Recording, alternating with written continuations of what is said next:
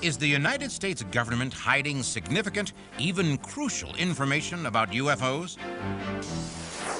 Was the Air Force Project Blue Book just an elaborate cover-up designed to prevent the public from learning the truth? Why was the project summarily dropped?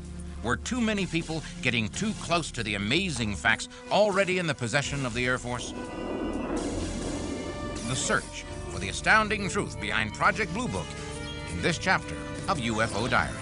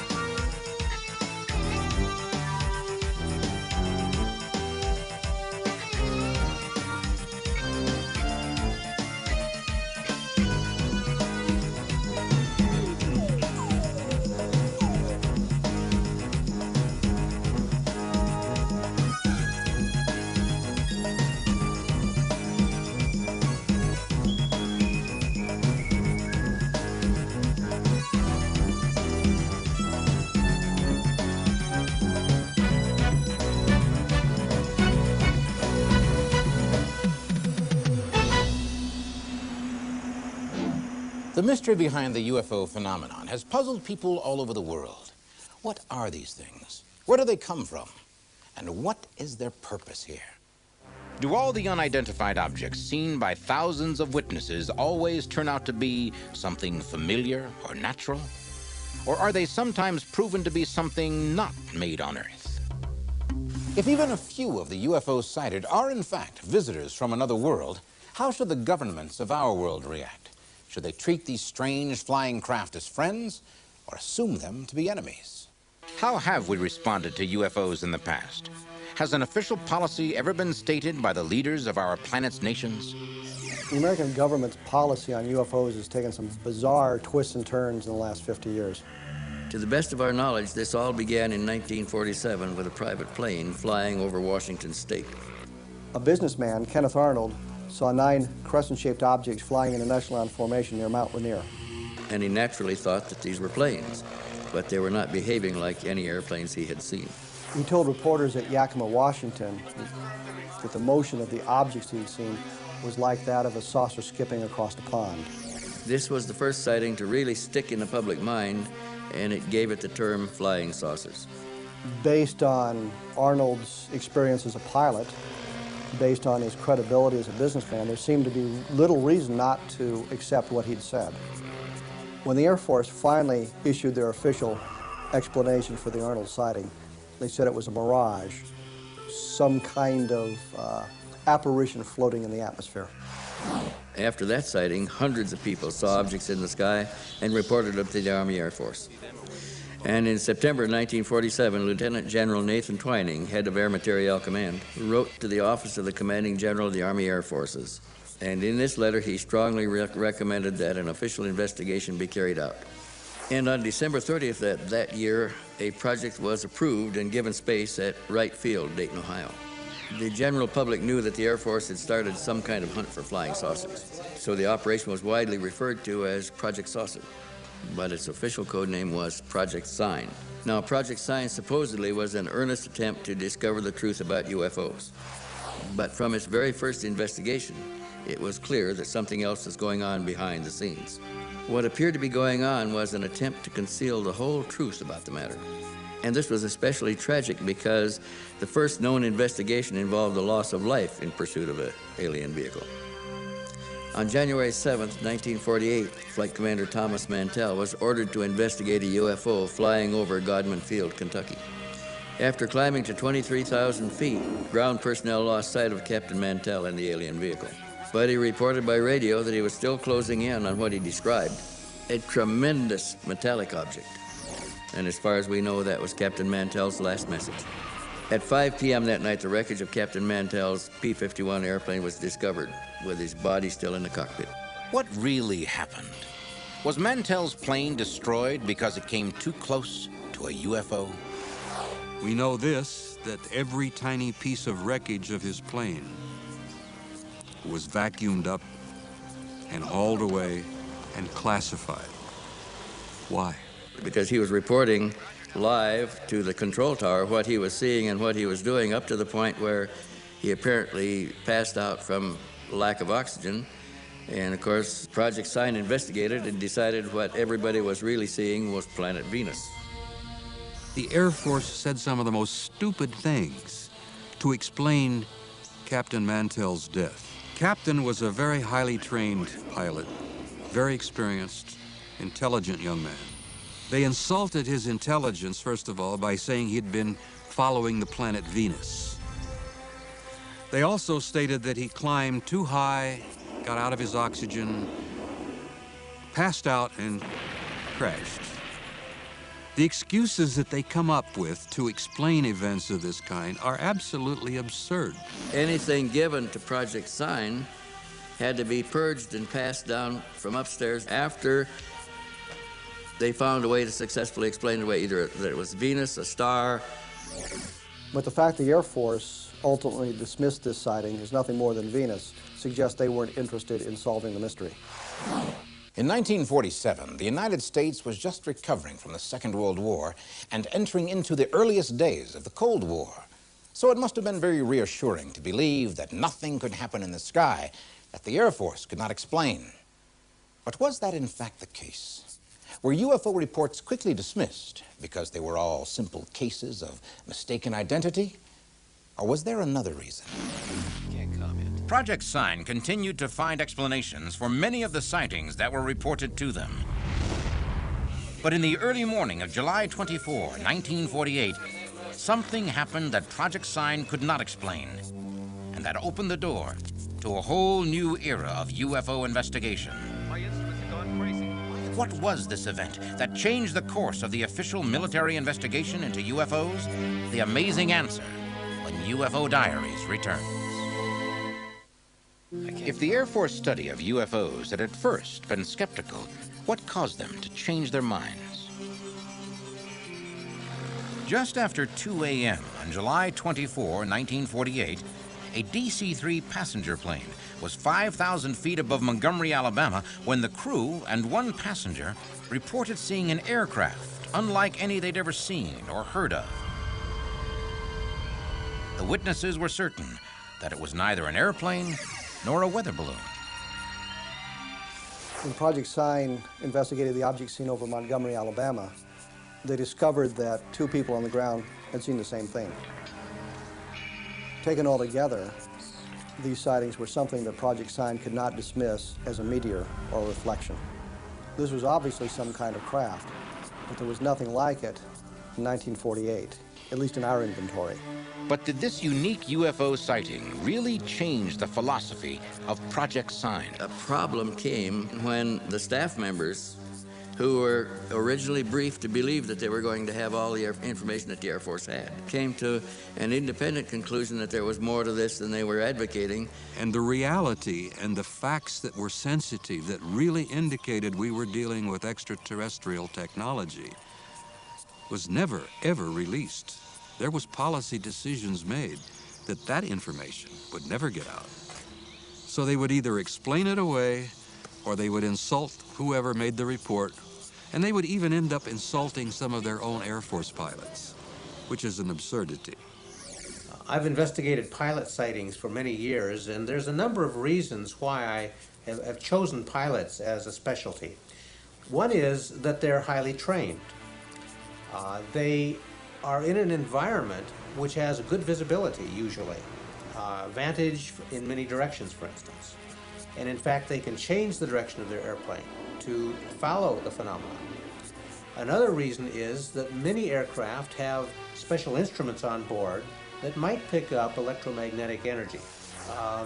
They can use their radios to call to the ground and ask for assistance, radar perhaps, or weather, or military assistance of some sort, so that they're not just isolated witnesses anymore, but they might be accompanied by other professionals. If pilots are such credible witnesses, why didn't the Air Force appear to take numerous sighting reports seriously? I know it's been suggested that our government and other governments have been denying or covering up UFO evidence. If that's true, it's easy to understand. It could be that they are trying to protect some advanced technology development that they're working on.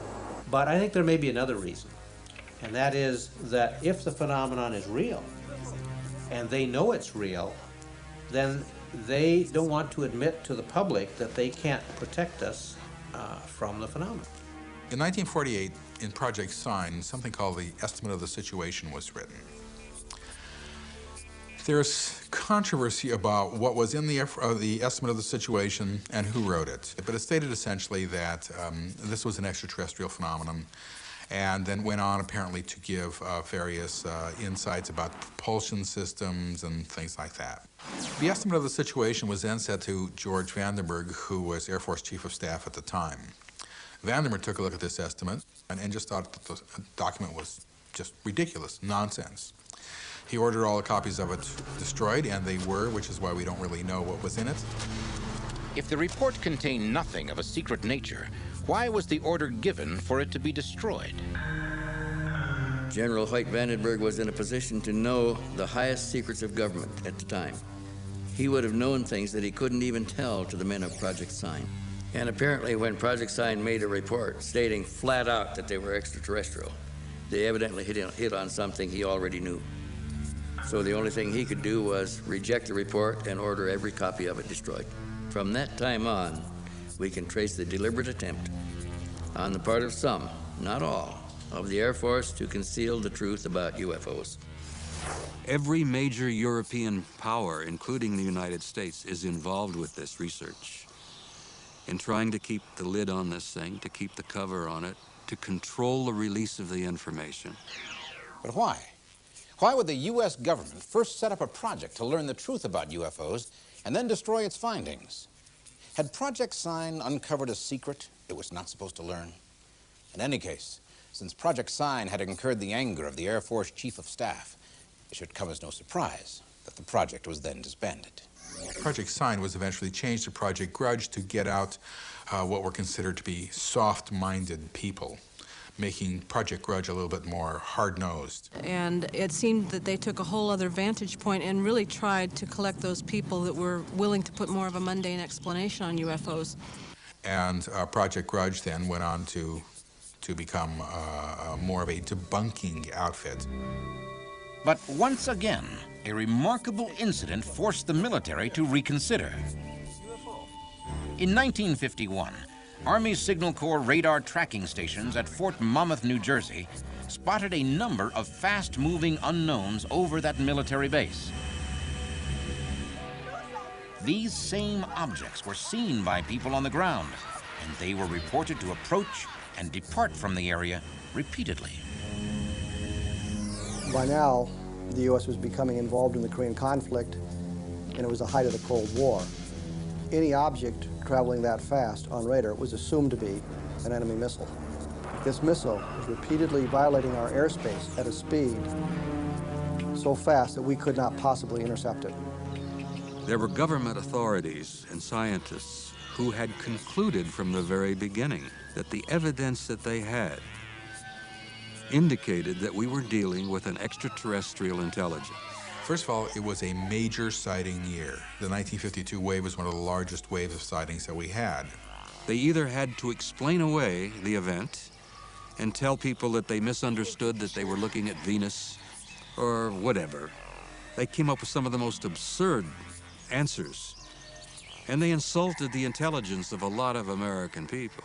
The problem was, even Project Grudge had a significant number of cases which could not be identified. Many people were becoming frightened. The nation turned to the Air Force for explanations. The Air Force, no matter how much they tried, couldn't really get away from having to deal with the situation, and there continued to be UFO reports. By 1951, Project Grudge became Project Blue Book, Which was, quote-unquote, the open project, which was to be able to study and collect reports. Would Project Blue Book finally begin a serious investigation of UFOs? Would the Air Force, at last, use their resources to discover the truth? is something. The astonishing orders that created Project Blue Book and the UFO incident that the government could not ignore. When UFO Diaries return. By the 1950s, Americans were reporting UFO sightings in ever-increasing numbers. Most people were very eager for an official explanation of the strange phenomenon they'd witnessed, and they assumed that any such reassurance would ultimately come from the Air Force itself. But if the claims made by some UFO researchers are true, the United States government created a special operation for researching unidentified flying objects, but then dictated what the project would find and what it would not find. So the Air Force embarked on a mission to go forward and reduce the number of reports to a minimum. The order was to find explanations for UFO sightings, but not necessarily the correct ones. And their identifications became outlandish, totally unrelated to what people were seeing, and what they were looking at was not a UFO, obviously. It was something else. Once the reports were reduced to a minimum, it would show people that everything in the sky could be identified. The Air Force wanted to be able to say, we have the situation under control. After 1953, Project Blue Book was not trying to find out whether there were visitors from outer space. But assuming that some UFOs were in fact visitors from another world, how could such a fact be kept secret? Project Blue Book had its sort of glory days in 1952. The head of Project Blue Book at this time was a man named Captain Ed Ruppelt. Ruppelt was a fair-minded individual who took it upon himself to try to solve the UFO mystery. The credible people telling the incredible stories, as Dr. Hynek used to say. In this way, Ruppelt was very much like the project's chief science consultant, Dr. J. Allen Hynek. Hynek had been part of the operation since the days of Project Sign as an expert astronomer and a UFO skeptic. Ruppelt and Hynek began their study, and what they learned convinced them both that UFOs represented intelligence not of this earth. And if Ruppelt and Hynek had any doubts, nothing could have changed their minds quicker than the events of July 1952. A series of objects were seen flying over the Capitol building and the White House by pilots, by radar operators on radar equipment, and by civilians on the street. The objects made right-angle turns, extremely fast accelerations, things that are impossible for aircraft of 1952. Exactly 7 days later, on July 26th, 1952, objects were seen over the Capitol grounds again. An intercept was ordered again, and this time the objects were still there when the planes came. The planes chased the objects for a while, and afterwards the objects flew away. But the press got wind of this. There were sensational headlines across the country, and suddenly the Pentagon was swamped with inquiries, with calls about what was going on. Are we being invaded? Should we run for the hills? What should we do?